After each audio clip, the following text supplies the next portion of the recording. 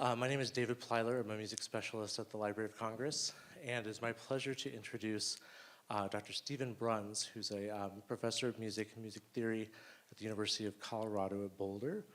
And he, in addition to being a Crumb expert, has been of significant assistance to the Library of Congress in helping to shepherd George Crumb's materials to the library, where they will be preserved for all of us to enjoy from here on. So please join me in welcoming Steve Bruns.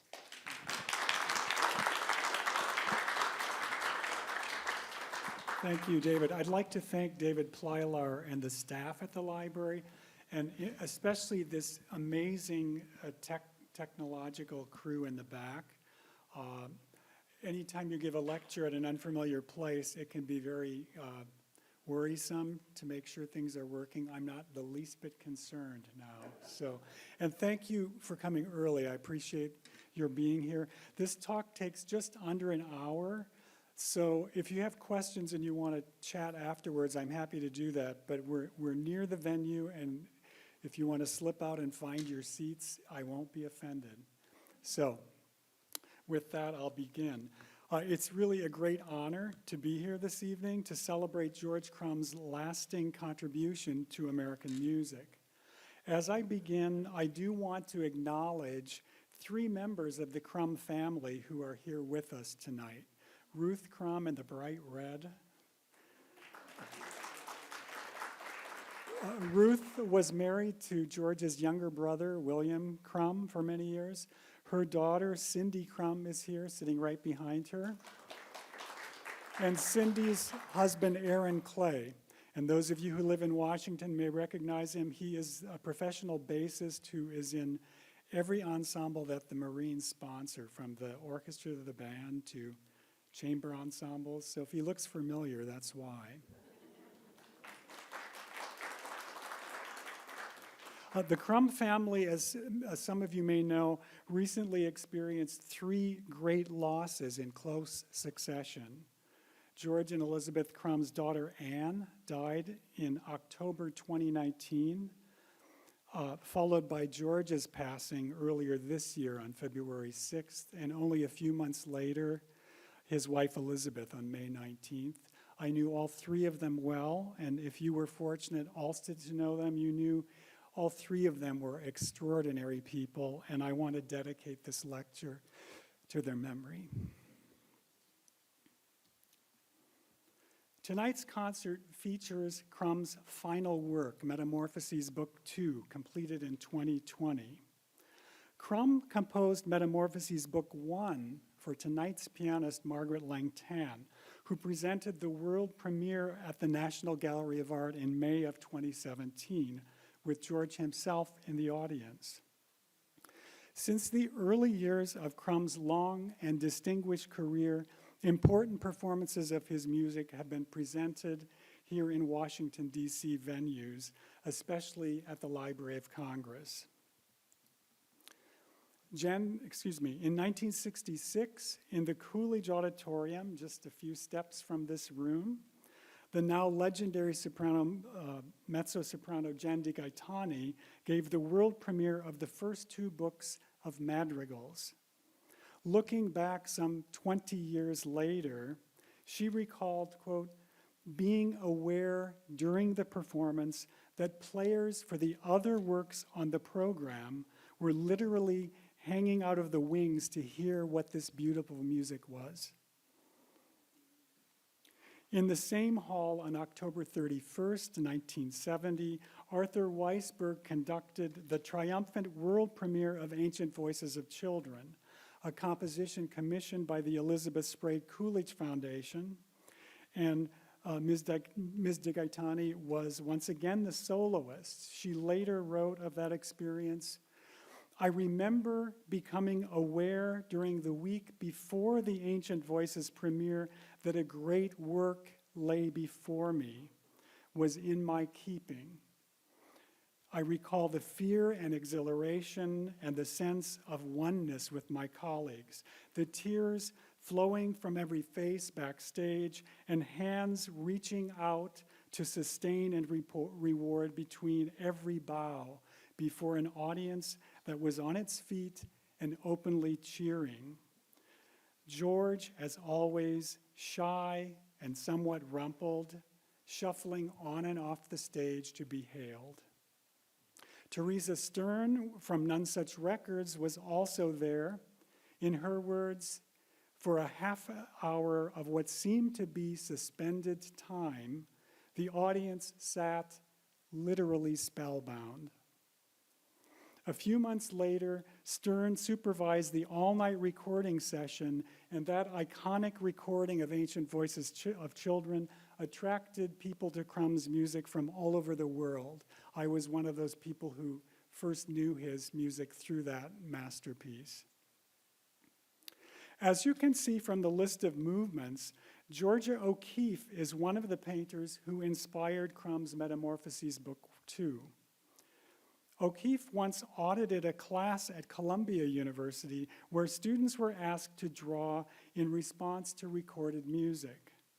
The experience sparked her interest in the idea that music could be translated into something for the eye. Around 1920, she explored the connection in such paintings as blue and green music and many others. At the time, O'Keeffe was also fascinated by Vasily Kandinsky's 1911 book concerning the spiritual in art, in which the Russian painter views music as a liberating inspiration for visual artists. George Crumb also knew Kandinsky's book, though he pointed to another Russian, Modest Mussorgsky, whose piano cycle, Pictures from an Exhibition, explored the mysterious links between painting and music. In his note to the score, Crumb wonders, quote, if this sort of artistic reincarnation would even be possible without the application of a kind of musical black magic. Perhaps this demonic element is already implied in the term metamorphoses, unquote. And you may be wondering, and I hope to answer tonight, what sort of musical black magic was George Crumb practicing? The short answer to that question is that he was not aiming to create precise musical analogs to the paintings. Rather, each movement responds to the ethos, the characteristic emotional tone of the painting, and often to the title as well. The music explores a wide expressive range, and Crumb positions the movements in each book of Metamorphoses with the mastery of an expert gallery curator.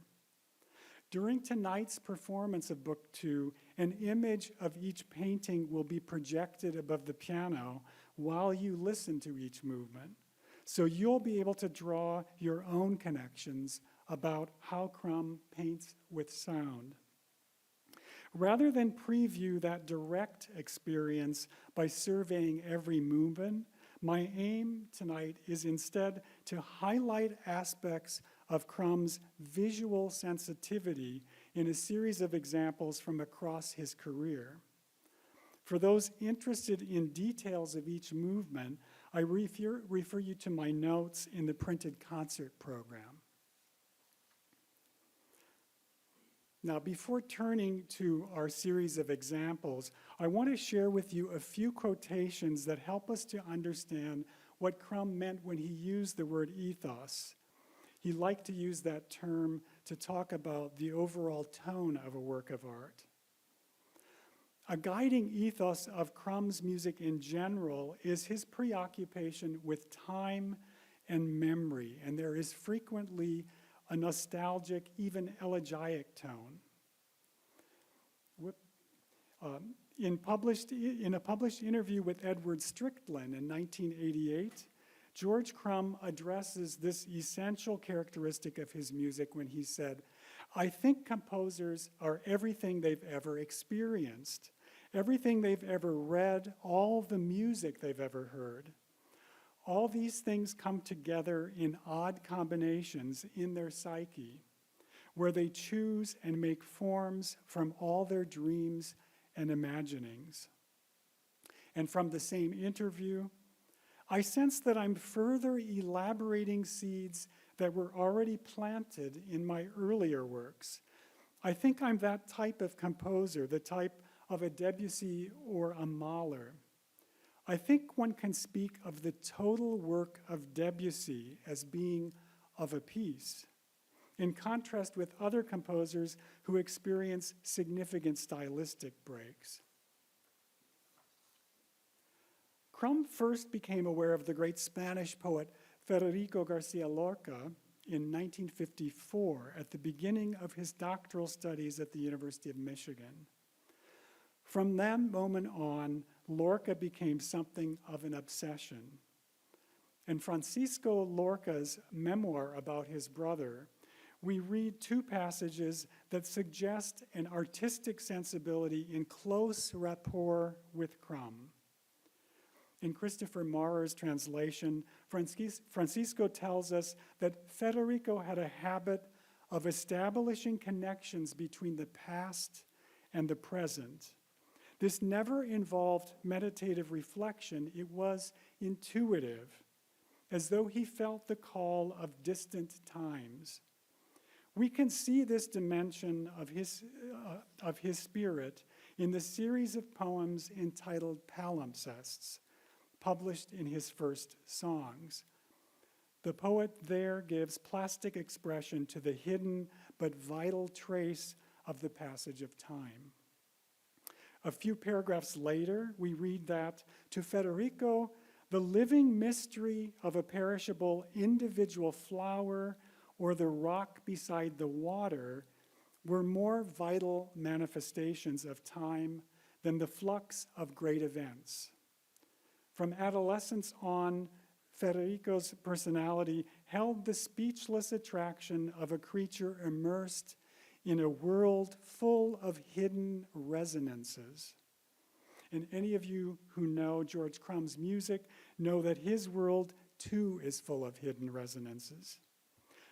Finally, the words of the painter Paul Klee, one of Crumb's favorite artists, who connects the sense of hidden resonances to the visual realm. Klee was trained as a violinist, and his artistic development was deeply informed by music. In 1920, he wrote, "Art does not reproduce the visible. Rather, it makes visible. Formerly, we used to represent things visible on earth, things we either liked to look at or would have liked to see. Today, we reveal the reality that is behind visible things." Klee also liked to speak about the prehistory of the visible. And tonight, I'm speaking, in a sense, about the prehistory of the audible, or in Lorca's words, the hidden resonances in Crumb's music. Now, with that in mind, let's turn now to a series of examples from the music. And as I do this, I'd like to thank C.F. Peters, Crumb's publisher, for granting permission to include pages from the scores that we'll look at tonight. And also Bridge Records for permission to play excerpts from their complete Crumb edition. These are recordings that were directly supervised by the composer. I will also include pages from the composer's sketches and drafts. As you heard David mention earlier, Crumb's papers are now on deposit here at the Music Division of the Library of Congress. And I'll share with you some of the things we learn from those fascinating documents. Music notation is already a kind of metamorphosis. The composer's invisible inner conceptions of sound are externalized, made visible for fellow musicians who then translate the content of the score into sound. Crumb was fascinated by the manuscripts of other composers and often said that beautiful music always looks beautiful on the page. So you can imagine this is going to sound pretty spectacular. This movement is the score for The Realm of Morpheus from Crumb's 1988 work, Zeitgeist, for 2 amplified pianos. It bears the painterly subtitle, 6 tableaus. As we learn from Ovid's Metamorphoses, Morpheus is the son of sleep who sends dream visions of human forms. We could also view this page as a sly reference to Augenmusik, music for the eye, which may or may not be pleasing to the ear. I think it's significant that Crumb emphasizes in his subtitle for the movement the inner eye of dreams. In translating the composer's inner vision for the listener, Piano 2 begins the circle music. This is the iris and the pupil of this eye, and she plays 3 revolutions. By sliding a piece of rosin along the string, and we'll hear this in a moment, the pianist creates a mysterious backdrop of high-pitched harmonics. The other piano part is notated on the curved outer staves, the eyelids as it were, and her music begins when Piano 2 reaches approximately 4 o'clock on the first revolution around the circle. While the music of both pianists is simultaneous, it is not precisely coordinated. The effect, as Crumb described it, is something shadowy and ill-defined, like the mysterious subliminal images which appear in dreams. We see at the beginning of the Piano 2 part the designation quasi lontano, as if distant or remote. This marking is everywhere in Crumb. He uses this metaphor to suggest a kind of faintly remembered music, often suffused with nostalgia. At the center of the top stave and at the beginning and end of the lower stave, he inserts blurry, dreamlike fragments from the Appalachian folk song, The Riddle. And if you know this tune, this is the one that starts with, I gave my love a cherry that has no stone. You'll hear the start of that tune at the end of this excerpt, which begins just before the Piano 1 entrance. So let's listen to this, at least a segment of the piece.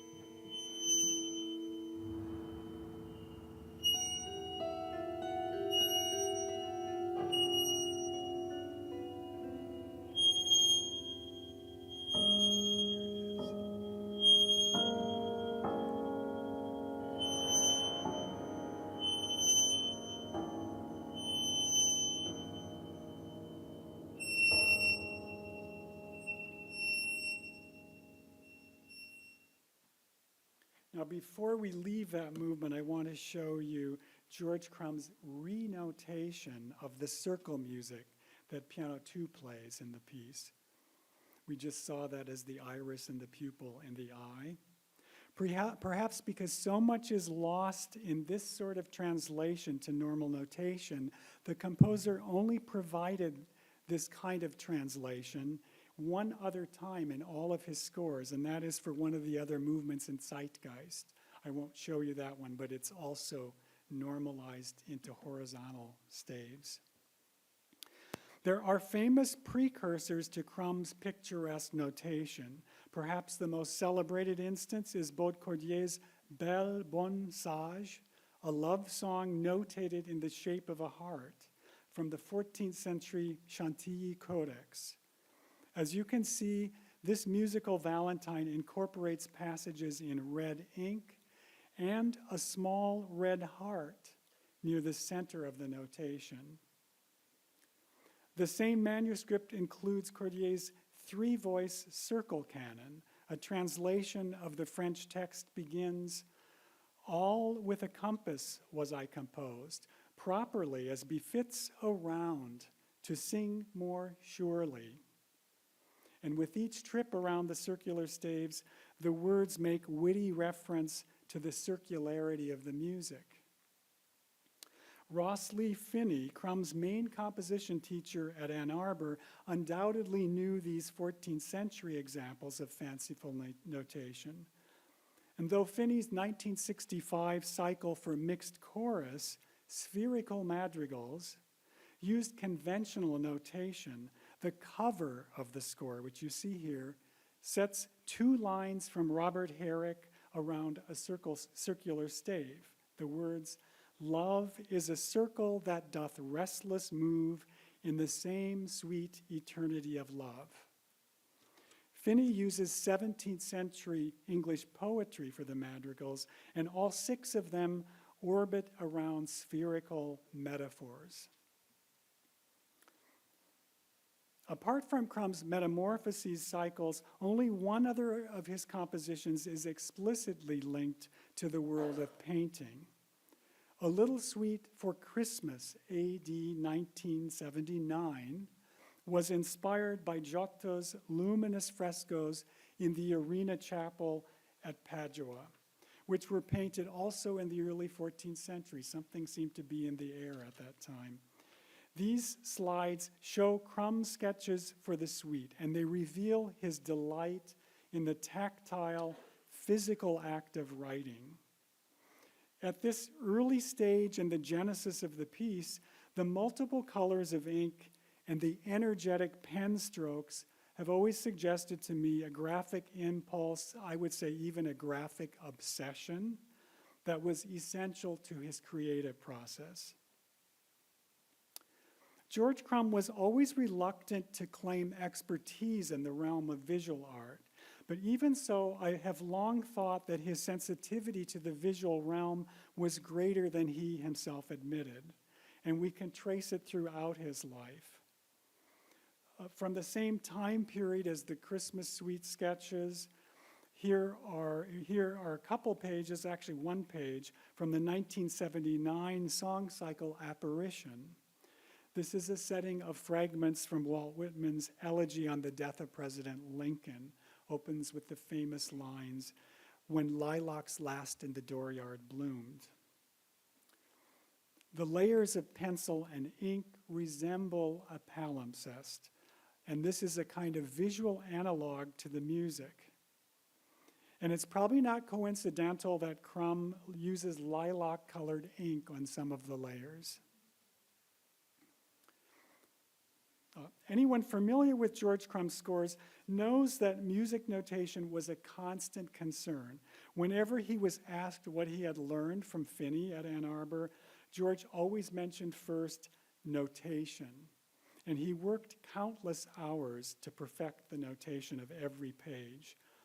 He sometimes joked that he felt like a medieval monk toiling endlessly at his scribal desk.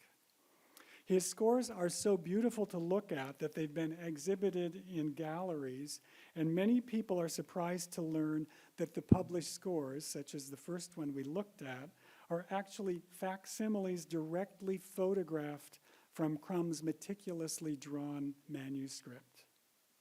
Most of his scores are drawn in the conventional way on horizontal staves, but there are exceptions. Undoubtedly, the most famous examples, as some of you know, come from the 2 volumes of Macrocosmos. These were composed in 1972 and 73, and they're in many ways the models for the Metamorphoses pieces we hear tonight. Spiral Galaxy is one of the more famous examples.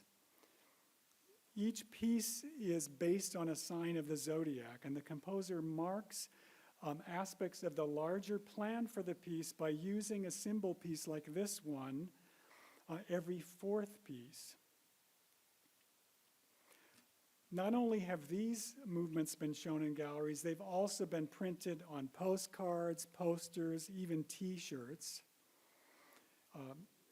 And the one comment I'll make about this very famous page, it's a kind of analog to the sound of the piece, because you can imagine the spiral disappearing into a single, a single vanishing point, and that's what happens with the music. The piece very quietly disappears into silence at the end. He sometimes chose circular notation when he wanted to highlight cyclic patterns in the music. For example, the perpetual motion of this movement, the magic circle of infinity, is meant to evoke a cosmic clockwork, as he calls it. And the pianist plays 3 1/3 revolutions around the circle. This gives new meaning to the term page turner, I guess. Crucifixus is the 4th piece in volume 1, and it marks the end of part 1. The horizontal staves A and B of this crucifix recall the darkly mysterious harmonies in the bass that open the first movement of the piece. Those are entitled Primeval Sounds, Genesis 1. The vertical stave C is played last. The pianist shouts Christe, and the ethereal music in the high treble register rises upward from the bottom of the page. So the visual effect in the score is actually emulating what we hear in the sound. In one of his sketches, Crumb jots sacrificial kid next to the zodiac sign Capricorn for this movement. The other Capricorn movement is the final symbol piece, Agnus Dei, which closes volume 2. As you can see, the notation resembles the peace sign. The pianist begins inside the circle by singing in Latin the familiar words from the end of the Mass, Agnus Dei, qui tollis peccata mundi, miserere nobis. Lamb of God, who takes away the sins of the world, have mercy upon us. Then, with the vertical stave C that will remind us of Crucifixus, the same high register music we hear in that first symbol piece, Crucifixus, returns at this moment. Finally, while playing the circular prayer wheel, the pianist whispers 4 times, Dona nobis pacem, grant us peace. Crumb marks this prayer wheel music like a vision, as if suspended in endless time. And here's the first portion of this movement.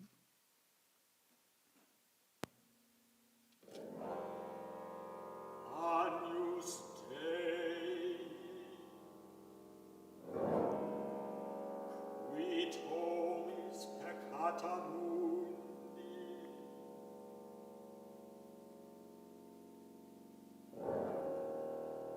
miserere.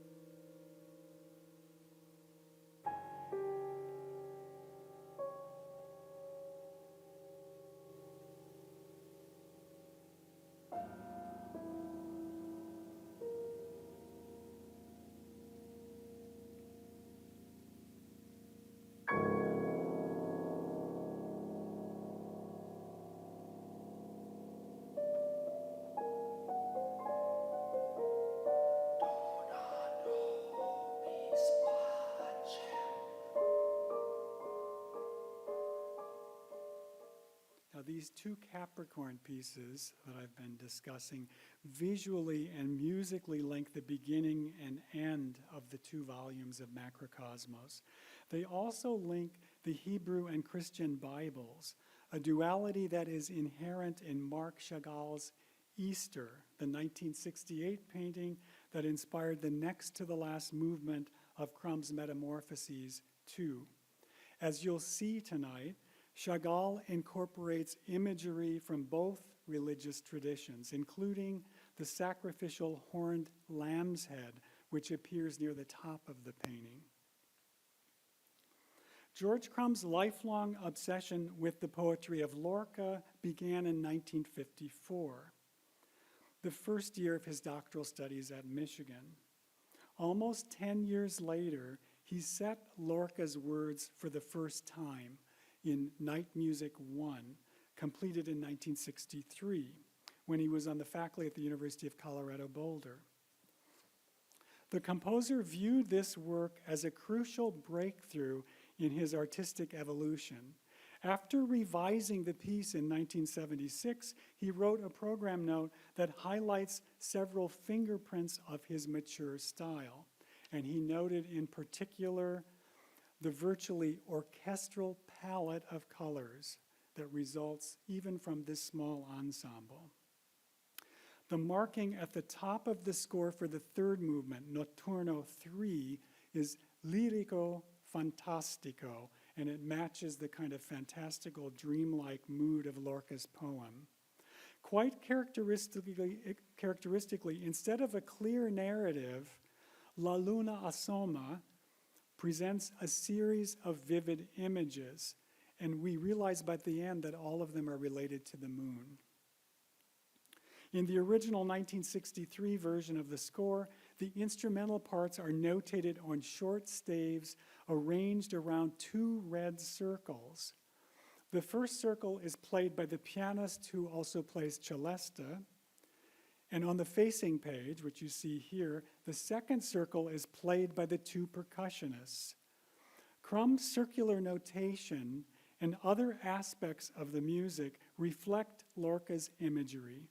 The first two stanzas each begin with the line, Cuando sale la luna, when the moon rises.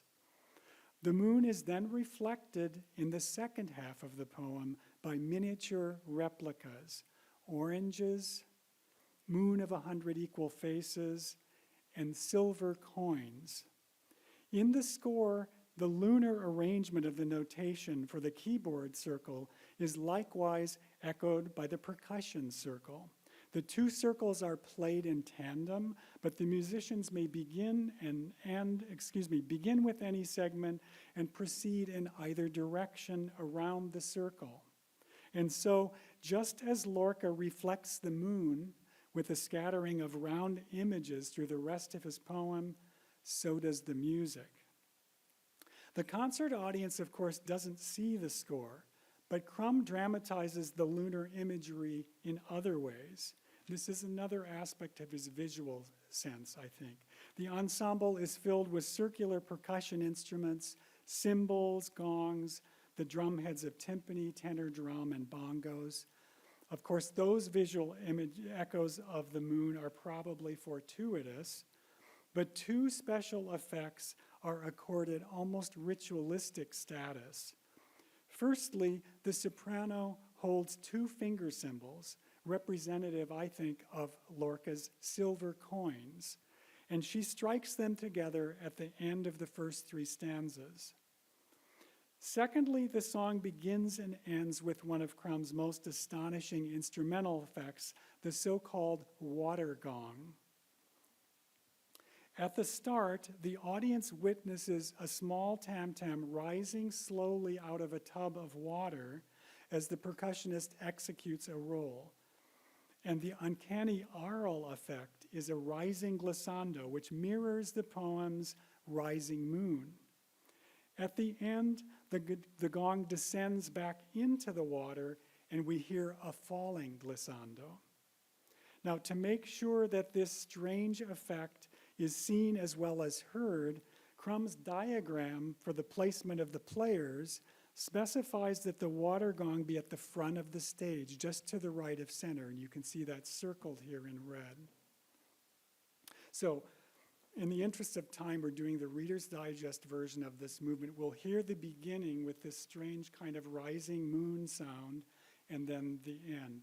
We'll hear the first stanza and then the very end.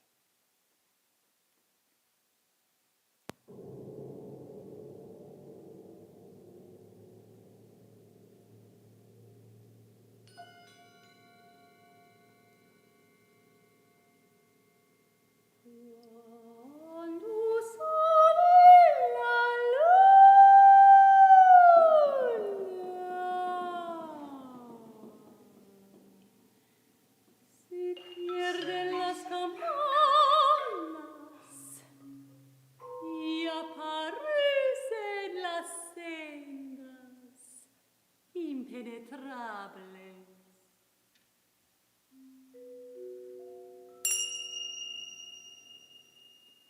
So that was the first finger symbol sound. And now hear the last two lines of the poem, and then you'll hear the moon descend. La moneda de plata solloza en el bolsillo.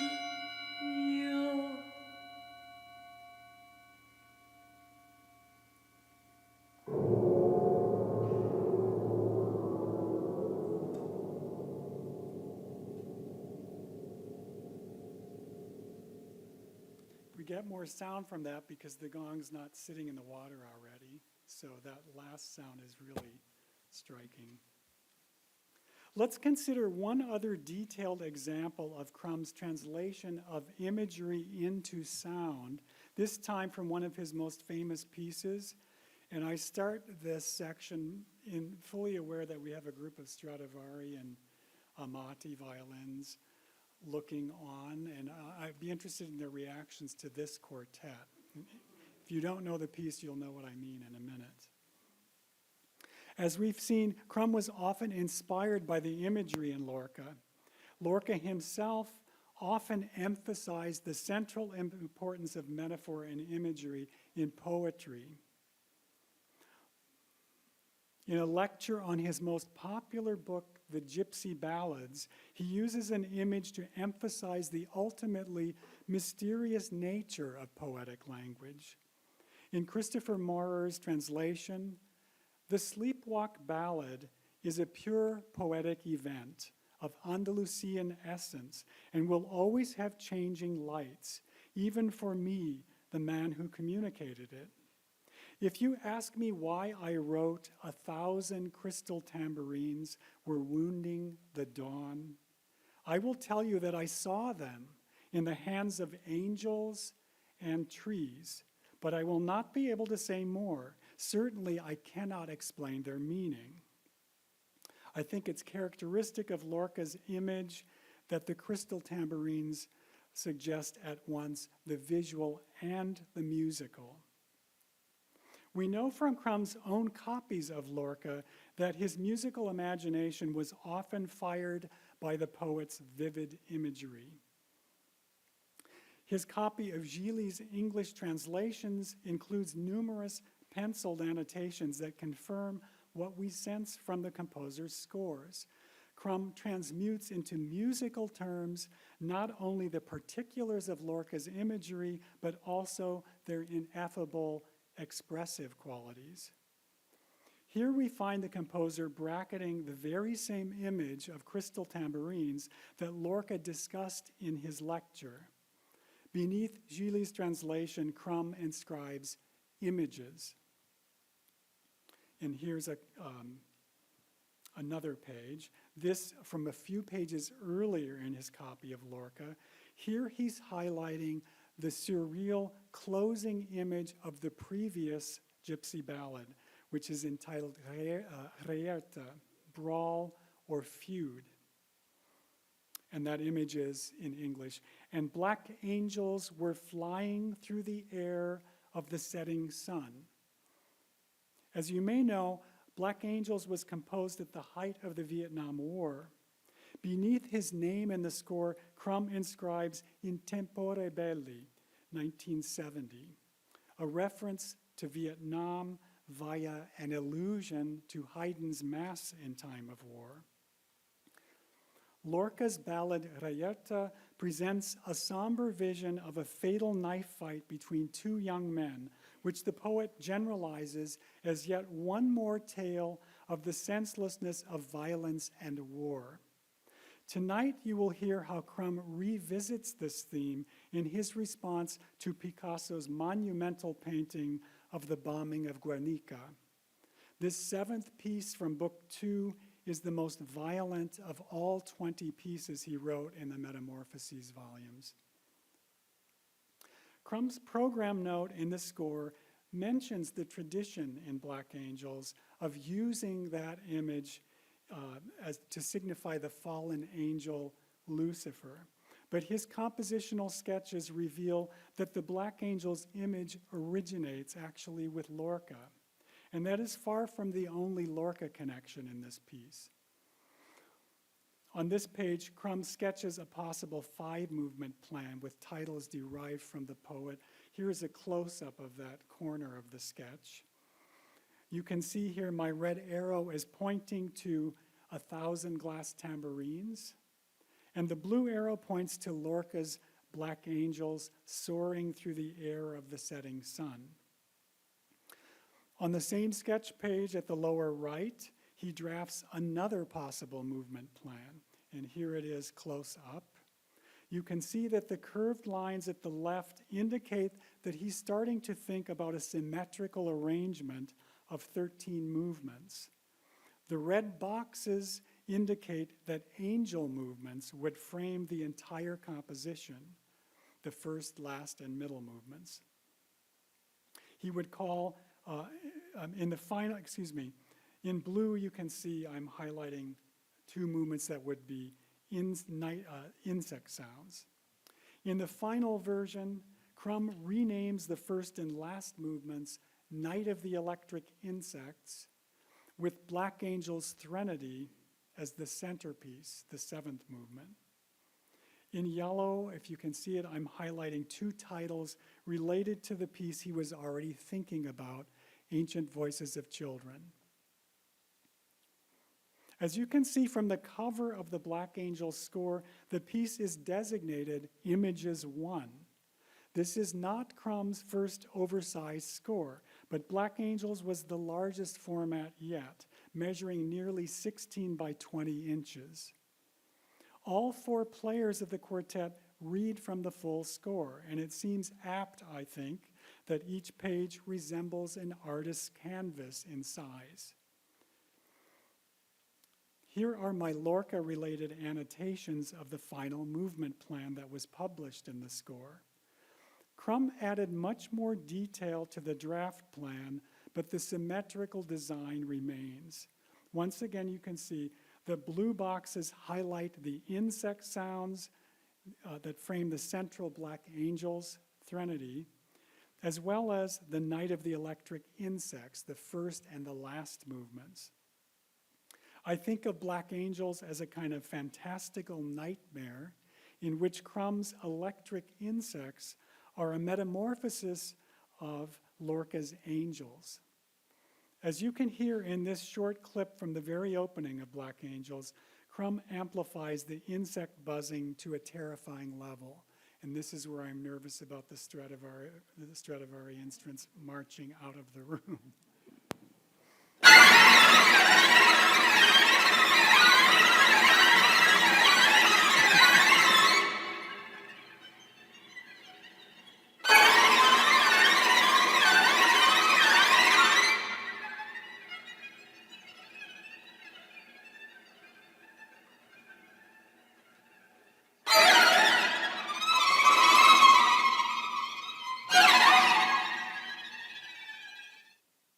Now, given that Black Angels are at the very center of the composition, I think it's worth tracing quickly Crumb's creative process in translating that very unusual image into sound.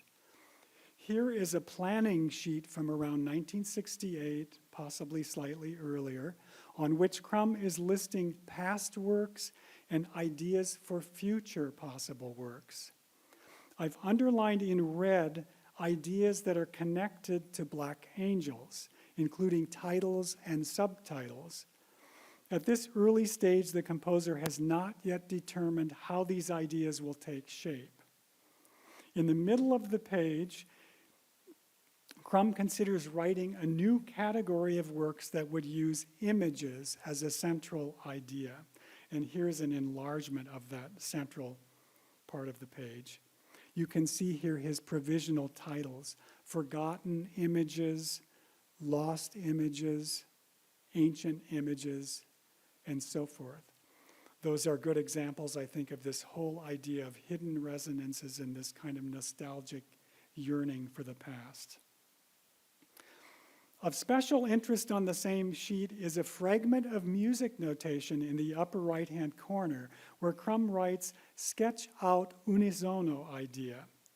We see here a single stave diverging into 3 staves, a graphic analog to the rapid shifts in texture in the 7th movement of Black Angels. Crumb also notes that he will incorporate a sustained glissando effect. To give you an idea of the basic sound image he might already have been imagining, here is a short clip of how it eventually sounds in the 7th movement.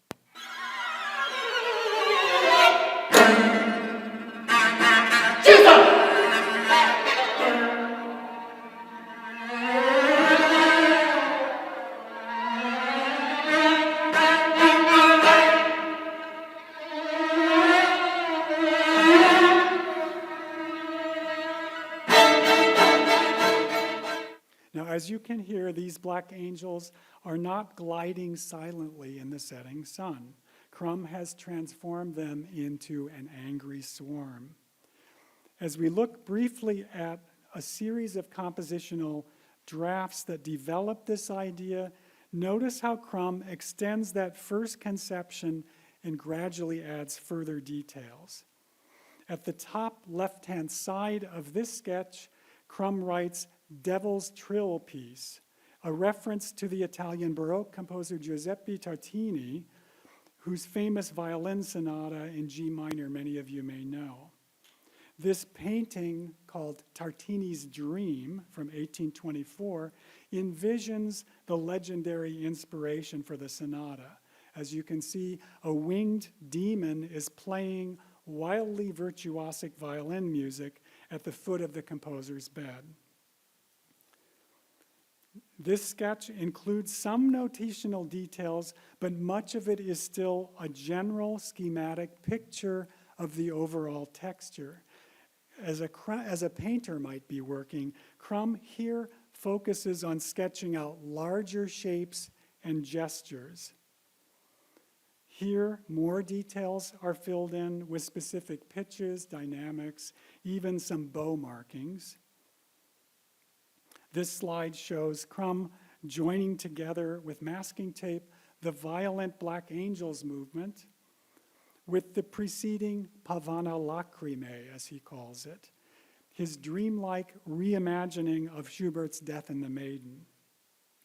And finally, here is the published score. And that is actually photographed, from his original drawing. When I first saw the manuscripts for these, I was relieved to see a lot of white out on the page, because I always said, how could you draw this and never make a mistake with all of that black ink? Couple things to say, and then we'll listen to it. Just after the furious opening chords, the cello initiates the so-called Devil's Trill, and the staves show where the pianos converge and then diverge on the demonic sliding unison trill figure. You'll also hear the players shout the word 13 in Japanese, then Russian, and finally Swahili. As you listen to the excerpt, notice how Crumb's graphic notation helps the players to imagine the sound of a wild swarm erratically swooping through the air.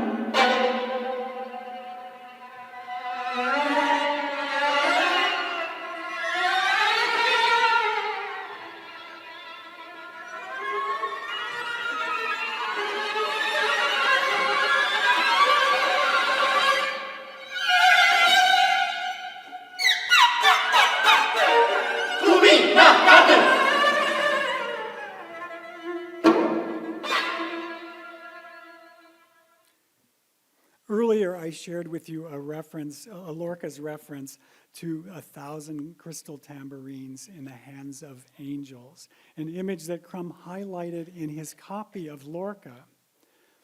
The tambourines appear in the sketches for Black Angels, but not as a movement title in the finished piece. I do think, however, that a case can be made that one of the most famous and beautiful passages in the entire piece was also inspired by Lorca's image. In the God Music 10th movement, 3 of the players bow sets of tuned crystal goblets to accompany the cello's extended aria, which Crumb designates as Vox Dei, the voice of God. The ethereal sound resembles a glass harmonica, or perhaps we can imagine this is the sound Lorca would like to hear for his crystal tambourines. So here's a little excerpt of that passage.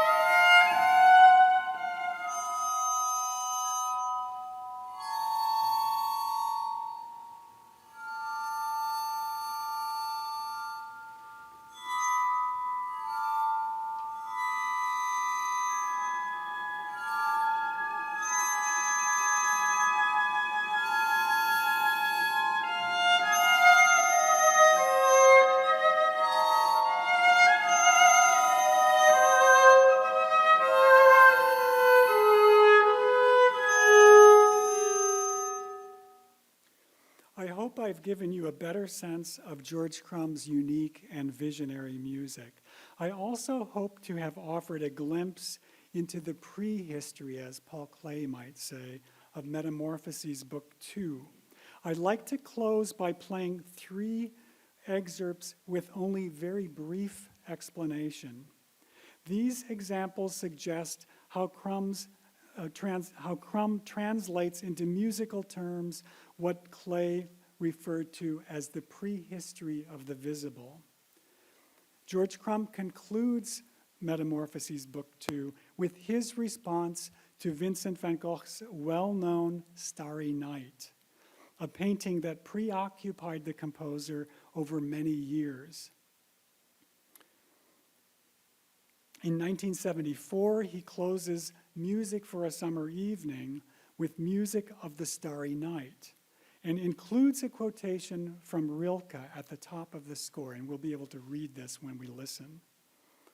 30 years later, American Songbook 4 concludes with the setting of the folk song Shenandoah. Crumb's expressive markings to the players mention the luminous, incandescent quality of Van Gogh's Starry Night. And finally, George Crumb's last completed work, which we'll hear at the end of the concert tonight, is his direct response to Van Gogh's painting. So listen to these 3 in succession, and you can hear this kind of prehistory of that final movement.